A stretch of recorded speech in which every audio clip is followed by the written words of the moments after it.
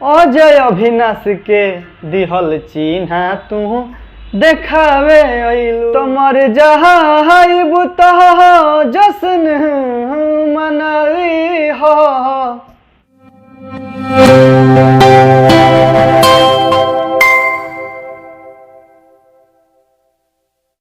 हम सिंगर अमरजीत अनमोल सभी भोजपुरी सुने वाला के पैर छू के प्रणाम करतनी और बड़ भैया नीलकमल सिंह के बेवफाई सॉन्ग बा वही के गावे के प्रयास करतनी। अगर एमे कोनो गलती हो जाओ तो अपन छोट भाई समझ के माफ़ करम।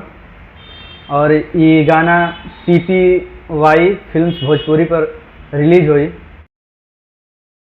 यह के सुनी, प्यार दुलार दी और कमेंट सेक्शन में अपन राय कि जब गहर के दुल्हन बन गईलू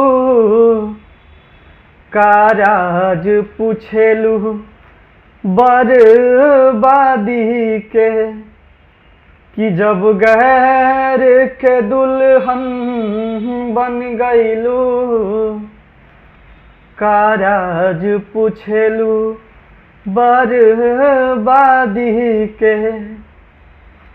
कि जब गहर के दुल्हन बन गईलू काराज पूछेलू बर्बादी के।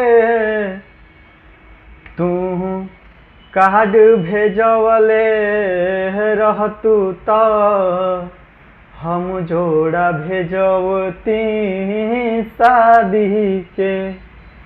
कि जब गैर के दुल्हन बन गईलू काराज पूछेलू बर्बादी के। कि दुआ बा चमकत रह चांद अस ससुरारी में फूल अस गमकत रह पियावा के फुलवारी में। कि दुआ बा चमकत रह चांद अस ससुरारी में कि फूल अस गमकत रह पियावा के फुलवारी में। कि कहबू तहने की सजा दी हो अपने हाथे मोर समाधि के।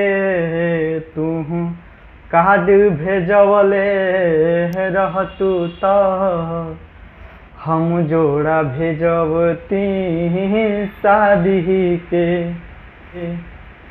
कि जब गहर के दुल्हन बन गईलू काराज पूछेलू बर्बादी के। माया ना लागल दर्द दिलवा के बढ़ावे अइलू।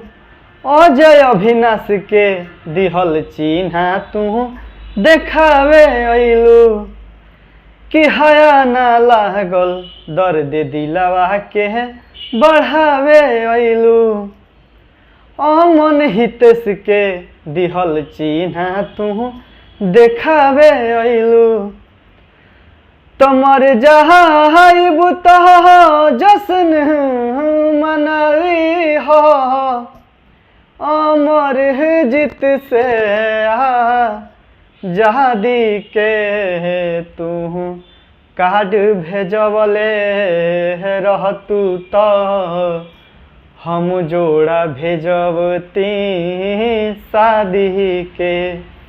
कि जब गहर के दुल्हन बन गईलू काराज पूछेलू बर्बादी के।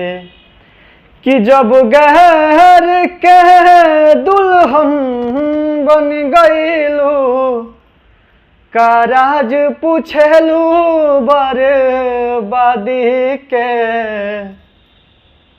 तू कार्ड भेजवले रहतू तो हम जोड़ा भेजवती शादी के।